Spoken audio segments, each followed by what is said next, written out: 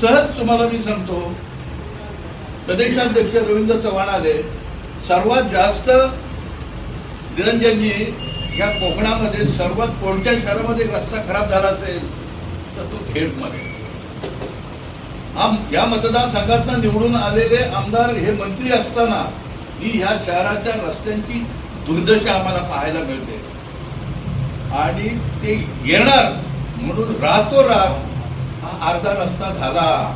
उद्या नगरपंचायत आली तर या शहराचा तुम्हाला काय पालट झालेला असेल ते तुम्हाला यावरून तुम्हाला त्यांच्यासमोर प्रश्नच असेल. पण कुणी कसाही आला तरी तुम्ही सहज निवडून येणार आहात. आता केवळ तुम्ही एकट्याने यायचं नाही तर आजूबाजूचे 4 नगरसेवक सुद्धा तुम्ही वेळ दिलात तर ते निवडून येतील. आणि आज इथे बसलेल्या आपल्या भावी नगराध्यक्ष बसलेले आहेत. वैभवजीने तुम्हाला 15 वर्ष त्यांचं कर्तृत्व दाखवून दिलंय.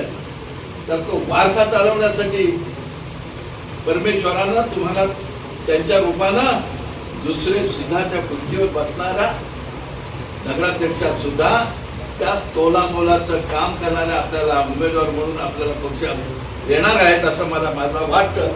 आणि तो उमेदवार तुम्ही एकदा जाहीर केला तर तो उमेदवार युती झाली तरी सुद्धा भारतीय जनता पक्षाला नगराध्यक्षपद राहावं आणि युती नाही झाली तर आपण असणारच आहोत.